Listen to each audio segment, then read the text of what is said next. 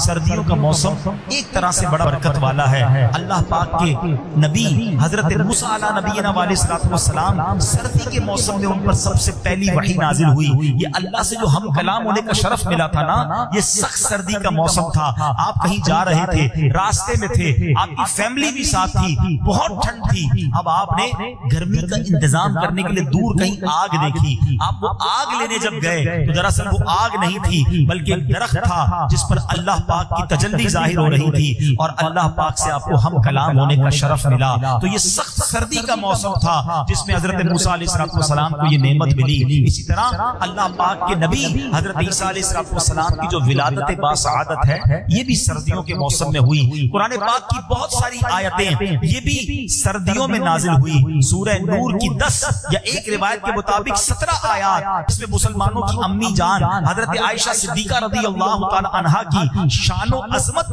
اور آپ کی عزت و پاک دامنی کا بیان ہوا۔ یہ آیات بھی سردیوں میں نازل ہوئی۔ غزوہ احزاب جسے غزوہ خندق کہا جاتا ہے، میں اللہ سے دعا کرتا ہوں اللہ آپ کو جلدی جلدی مدینے کی حاضری عطا فرمائے۔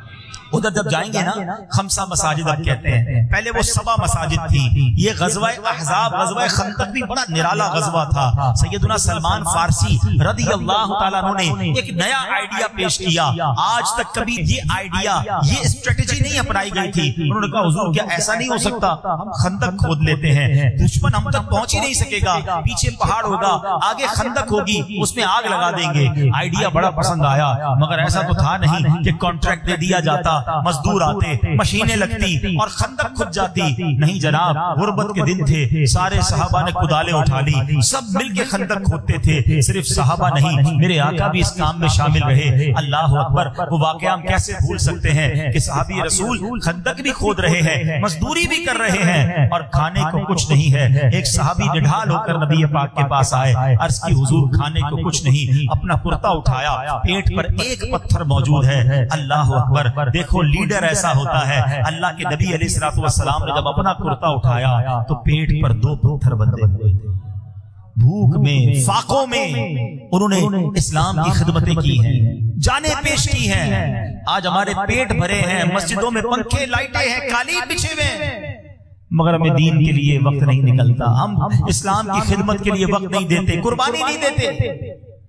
اب کیا ہوا؟ کئی دنوں تک یہ محاصرہ رہا، کافر ادھر ہیں، مسلمان اندر ہیں، مگر وہ جانے کے لیے تیار نہیں ہو رہے۔ انہوں نے کہا کبھی تو آگ بجھے گی، کبھی تو موقع ملے گا، یہ بھوکے پیاسے رہیں گے، ہم ان پر قبضہ کر لیں گے۔ مگر پھر کیا ہوا؟ اللہ نے سخت سردی کی راتیں تھی، ایسی مدد بھیجی، ایک ایسی آندھی آئی جو ان کے خیموں کو اڑا کے لے گئی، ان کے برتن اڑا کے لے گئی، ان کے پیر جمنا مشکل ہو گئے۔ سرد رات ہو اور ٹھنڈی ہواؤں کی آندھی آ جائے تو وہ تہس نہس کر کے رکھ دیتی ہے۔ بہرحال وہ سارے کے سارے دشمنان خدا و مصطفیٰ اپنا سامان سمیٹ کر بھاگ گئے اور اللہ نے مسلمانوں کی حفاظت فرمائی۔ تو یہ عظیم واقعہ جو ہے یہ بھی سخت سردی